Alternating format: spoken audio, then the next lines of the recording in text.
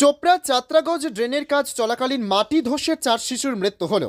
এই ঘটনাকে কেন্দ্র করে এলাকায় ব্যাপক উত্তেজনার সৃষ্টি হয়। স্থানীয় মানুষ শিশুদের মাটি তলা থেকে উদ্ধার করে চোপড়া দলুয়া স্বাস্থ্য কেন্দ্রে নিয়ে এলে চিকিৎসকরা তাদের মৃত বলে ঘোষণা করে। চোপড়া থানার চেতনাগঞ্জ গ্রামে ভারত বাংলাদেশ সীমান্তে ছোট নিকাশি নালা ছিল। সেই নিকাশি নালা বড় করার জন্য জেসিবি দিয়ে নালা তৈরির কাজ চলছিল। এলাকার বেশ কিছু সেই কাজ দেখতে গিয়েছিল। আচমকা সেই গভীর নালার মাটি ধসে যায়, মাটির তলায় চাপা পড়ে যায় 4 শিশু। স্থানীয় মানুষ তাদের উদ্ধার করে চোপড়া দলুয়া স্বাস্থ্য কেন্দ্রে শিশুদের নিয়ে এলে চিকিৎসকেরা মৃত বলে ঘোষণা করে। এ খবর ছড়িয়ে পড়তে এলাকার মানুষ সেখানে ভিড় জমান। এলাকায় ব্যাপক উত্তেজনার সৃষ্টি হয়। ঘটনাস্থলে বিএসএফ জওয়ানরা পৌঁছেছে।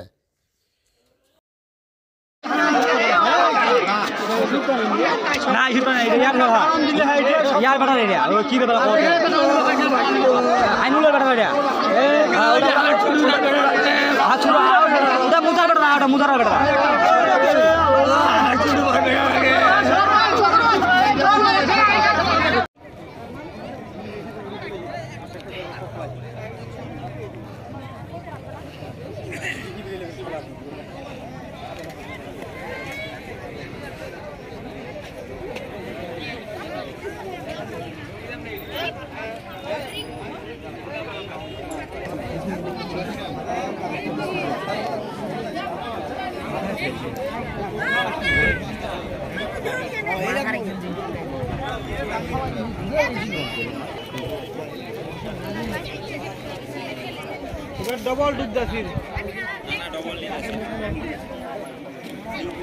ठीक है, बात करो बिल्कुल তোমার বাদ দাও, তোমার বাদ সবাই লোক একবারে ভিড় করেন না, দাঁড়াও। কাঁচাল ঝগড়া করে আর তো হবে না, ব্যবস্থা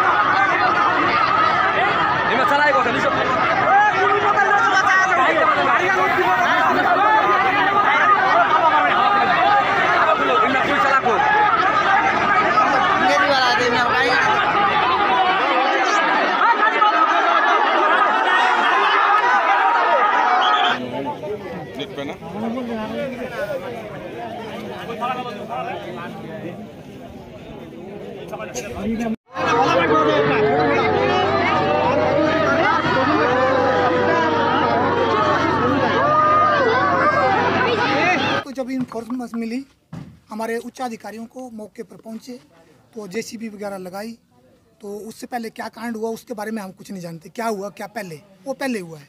हमें तो इतना पता है कि जब हम गए तो जेसीबी लगाई और उसमें जो जेसीबी लगी और बच्चों को रेस्क्यू करके निकाला और हमारे उच्च अधिकारियों ने हमारे को बोला कि उनको चोपड़ा हॉस्पिटल ले जल्दी, और तुरंत हम यहाँ लाए। बस हम इतना ही जानते हैं। मौत हुआ है किसी का?